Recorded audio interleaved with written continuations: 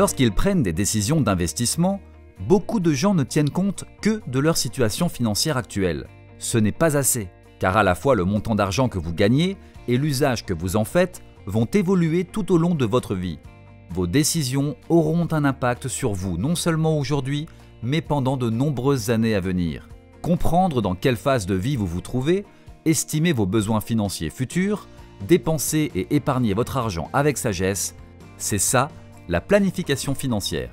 Dans nos précédents podcasts sur l'investissement et sur les classes d'actifs, vous avez appris que tout investissement comporte un certain risque.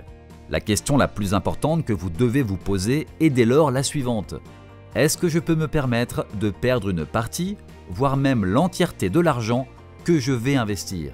Pour répondre à cette question, vous devez soigneusement analyser votre situation personnelle et financière. En d'autres mots, vous devez établir votre profil d'investisseur.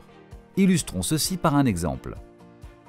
Pierre et Paulette sont retraités, leurs enfants ont quitté la maison et ont fondé leur propre famille. Ils sont en bonne santé et ils veulent sauvegarder leur niveau de vie actuel tout en disposant d'assez d'argent pour couvrir des dépenses médicales ou pour soutenir leurs enfants. Leur revenu de retraite est assez élevé pour couvrir leurs dépenses journalières. Ils disposent d'une certaine épargne accumulée au fil des années. Mais ils n'ont pas les moyens pour se payer de grands voyages ou pour financer d'autres projets. L'horizon d'investissement de Pierre et Paulette est incertain. Bien qu'ils estiment que leur vie active va durer encore 15 ans, elle pourrait tout aussi bien être plus longue ou plus courte, en fonction de leur état de santé et du support qu'ils peuvent avoir de la part de leurs enfants. Leur objectif financier est de sauvegarder leur épargne pendant le reste de leur vie active et d'être en mesure d'y recourir s'ils deviennent infirmes. Ils voudraient également tirer un certain revenu de leurs investissements qui viendrait compléter leur revenu de retraite. Pierre et Paulette choisissent les investissements suivants.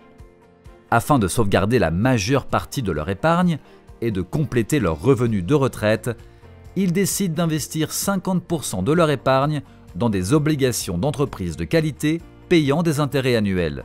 Pour le cas où leur vie active durerait encore plus de 15 ans, ils sont prêts à investir dans des instruments un peu plus risqués, qui ne génèrent pas de revenus, mais offrent un potentiel de rendement plus élevé que les obligations d'entreprise. Ils investissent donc 25% de leur épargne dans des actions.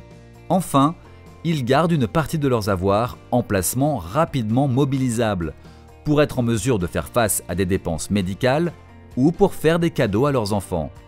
Enfin, Pierre et Paulette, comme la plupart d'entre nous, ne sont pas des experts en matière financière et ont probablement intérêt à recourir à l'aide d'un conseiller financier. Un conseiller financier vous aide à déterminer votre profil d'investisseur, y compris les objectifs que vous poursuivez avec votre investissement, votre horizon d'investissement et votre tolérance au risque.